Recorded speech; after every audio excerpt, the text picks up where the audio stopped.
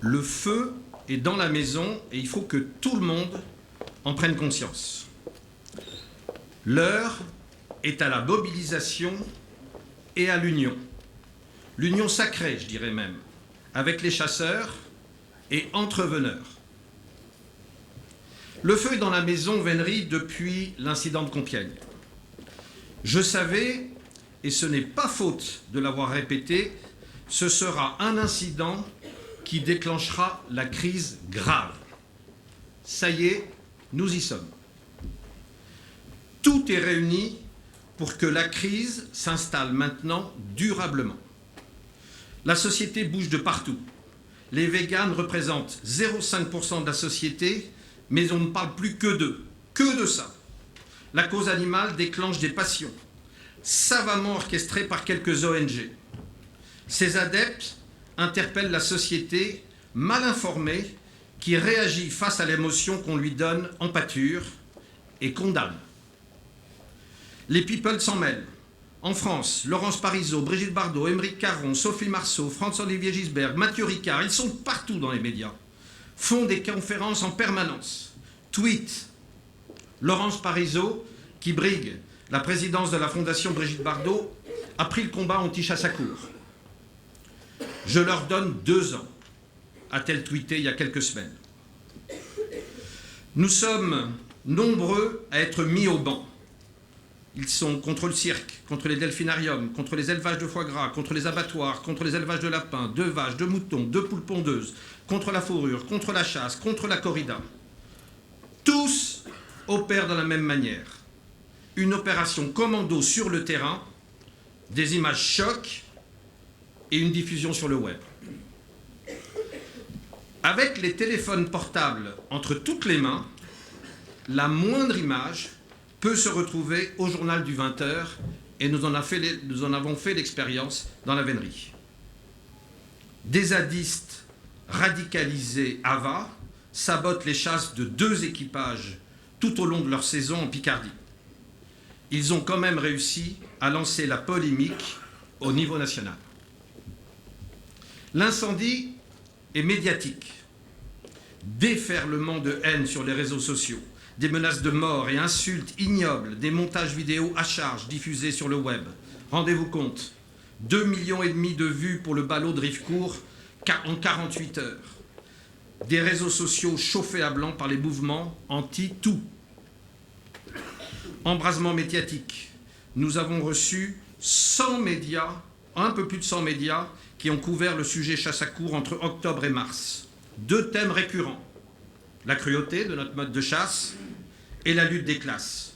Chasse réservée aux riches. Je vais vous le dire, mes amis, on a été déplacés par l'ampleur. On a été sonnés par la violence. Nous avons été inaudibles pendant quelques mois. Le feu a gagné la classe politique. Hulot, 2 semaines après l'incident, je peux m'accommoder d'une chasse qui ne me laisse pas de temps aux animaux de souffrir et qui joue son rôle de régulation. Mais cette chasse à courre qui prolonge l'agonie, qui met les animaux dans un état de panique, cela doit pousser à nous questionner. Un débat national doit être ouvert. On a aussitôt allumé les warnings. J'ai rencontré toute la journée du vendredi Jean-Noël Cardou, le président Larcher, qui se sont mobilisés. Ce sont des vrais amis de la vénerie. Le président Schrane, avec Thierry Coste, le lobbyiste de la chasse, sont intervenus avec une efficacité formidable auprès du président de la République. 2 commentaires à ce propos.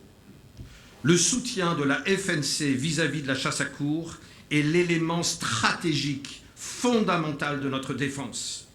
Il a parfaitement fonctionné. Le soutien du président Schrane et de Thierry Coste ont été déterminants. Ils méritent notre gratitude et je vous demande vos applaudissements.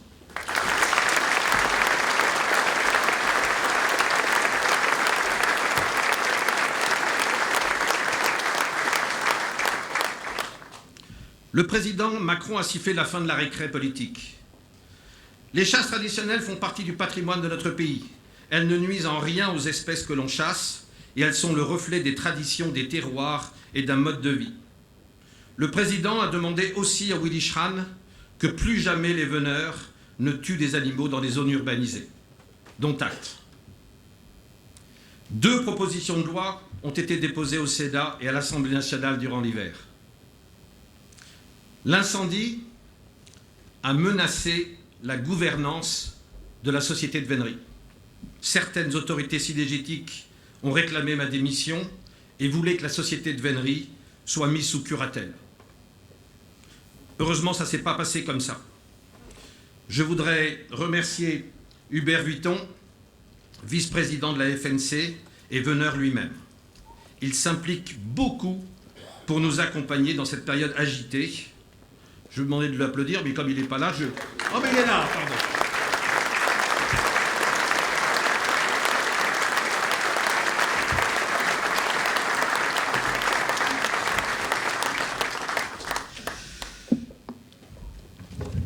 Les autorités cynégétiques ont bien intégré que si nous devions disparaître, d'autres formes de chasse disparaîtraient ensuite.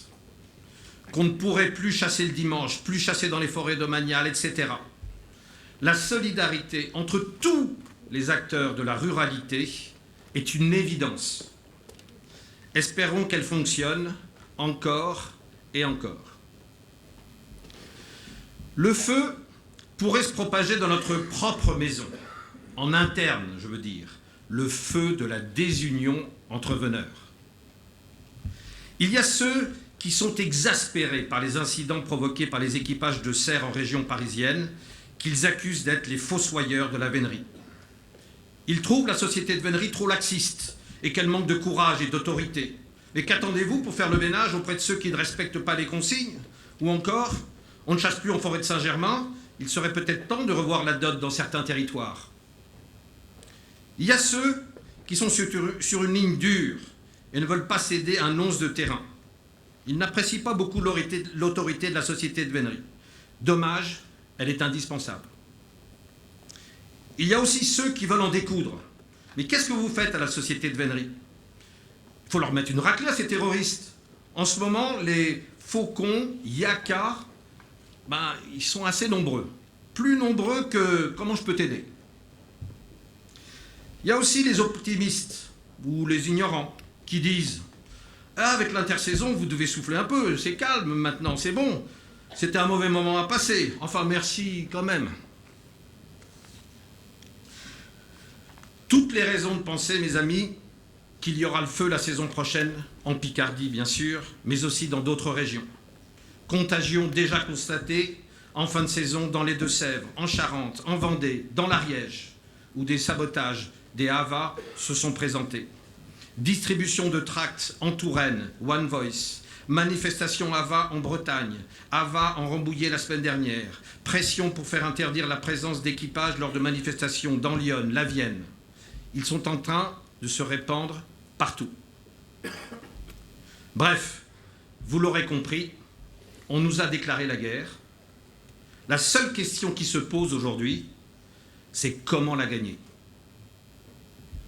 Ma priorité maintenant, c'est de rassembler, c'est d'apporter les bonnes réponses, c'est d'être prêt à affronter la saison prochaine et livrer cette bataille le mieux armé possible.